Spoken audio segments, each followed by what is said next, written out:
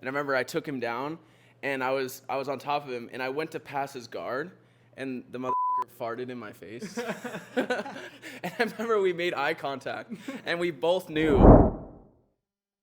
Hey guys, this is Jonathan and Trevor with Hitsquad-Defense, and who are we here with today? Brady Hiestand. Brady, what do you do for a living? So right now I fight in the UFC, the bantamweight division. That's awesome. How long have you been fighting for? I started fighting amateur when I was 16 years old, turned pro at 18, and then I got into the UFC when I was 21. Wow. And what got you started in that journey? What made you want to pursue this as a career? I always tell people I was too short and white to do anything else.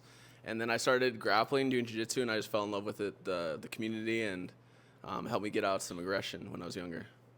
Where did you start your martial arts journey? Here in Spokane, Washington. I started when I was younger. Like I said, I started jiu-jitsu when I was like 12. And so it was, once I found it, I fell in love with it. So you're more of a jiu-jitsu guy rather than striking? Or which one's your preferred training method? You know, I want to be a striker. I want to go out there and bang, but I feel like my biggest advantage has always been the grappling and the wrestling. I never wrestled, but being around a lot of MMA guys that have really high-level wrestling has turned me into a wrestler. Yeah, the grapplers are dominating everything, so having a good base. Yeah, it's really nice because if you get punched in the face and it's not going your way, you can just take them down. A little cuddle struggle. Cuddle struggle. I love it. What's one piece of advice that you would give to someone that wants to get into this career? Find a team that cares about you. Dylan was saying that earlier, but I think that's the most important thing. If you have people that are behind you, that's the most important thing for me. Find an important team, make sure they care about you, not just another number in the room. 1,000%. And it's a long game. Like, I've been doing it for 10 years, and I'm still newish to the UFC. And so people think they're going to get in right away, but that's usually not the case. So just be in it for the long haul. There's going to be ups and downs, injuries, losses, all that stuff. So just be able to ride it out. Now, if someone wants to get into this, would you recommend the Ultimate Fighter, the Contender Series, a short notice fight? What would be a good way of getting in? You know, I'm a little biased because our whole team's been on the Ultimate Fighter. I was on the Ultimate Fighter, and it kind of weeds you out and sees if you're really ready for the UFC. But if I'm being honest, a short notice or Contender Series might be the best because then you only got to fight once. I know a lot of guys get on the Ultimate Fighter. They fight once, maybe twice, and then don't get a contract, and they still get beat up by some of the best guys in the world. So if you're looking for the quicker route, the less injuries, I would go Contender Series. I like that. That's smart. If you could go back and talk to your past self, what's one piece of advice that you give to you? Well, that's a good question. Try not to get so fat in the off seasons. Keep your weight a little bit lower. The weight cuts are the hardest part for me, and I know for a lot of fighters. So put down the KFC chicken, put down the pizza, and I don't know, just stay better shape in the off season. I like it. What is the hardest part about your weight cut?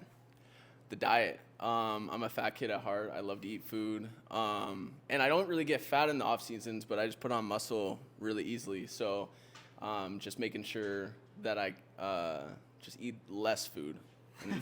Eat less food, I like that. Yeah. It's not an easy thing to do. No, especially I feel like the majority of fighters get like a eating disorder, and I'm probably one of them. But just keeping it a little bit more balanced inside and outside of camp. Now, speaking of balance, what are you trying to weigh? Like, what's your preferred weight outside of weight camp? Trying to build more muscle without getting too big. Too big. Yeah, so I fight at 135, and I usually like to cut like between 15 and 17 pounds in water. That's usually what works good for me. And I think like the ideal weight to walk out outside of camp is probably like 160. So I diet 10 pounds over 2-3 months, and then cut the majority of it with water. Now, by cutting that much, have you ever felt like you're at a disadvantage in your fights, or have you felt pretty comparable for other fighters? No, I think I stress it so much in camp that once I get to fight week, I usually don't have any issues. In fact, in like half of my UFC fights, I've overcut to like 33 or 32 even. So I haven't felt any like diminishing returns. I think I'm known for my cardio, and that's like the biggest thing to go when you cut too much weight. So no, I haven't really had any negative effects from the weight cut. Nice. Yeah. You said you've been training for 10 years. What is the craziest story that you've had in this career? That's a good one.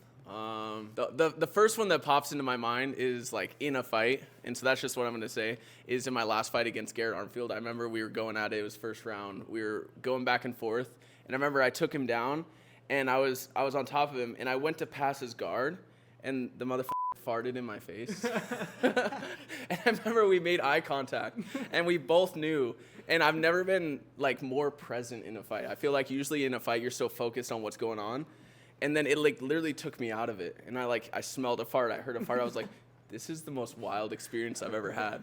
And so I don't know. That's the funniest story I got right now. That's a great story. That's hilarious. Yeah, not a lot of people won't know that unless you tell them. No, we even messaged after the fight. He DM'd me, and he's like, because he almost got me an armbar at one point. He's like, good fight, bro, blah, blah, blah. He's like, was that armbar tight? And I messaged him back. I was like, the most deadly part of that whole fight was when you farted in my face. He was laughing. It went viral on Twitter. It was pretty funny. That's hilarious. Yeah. Thank you, Brady, for your time. Yeah, thank you. Appreciate it. Thank you. Yeah,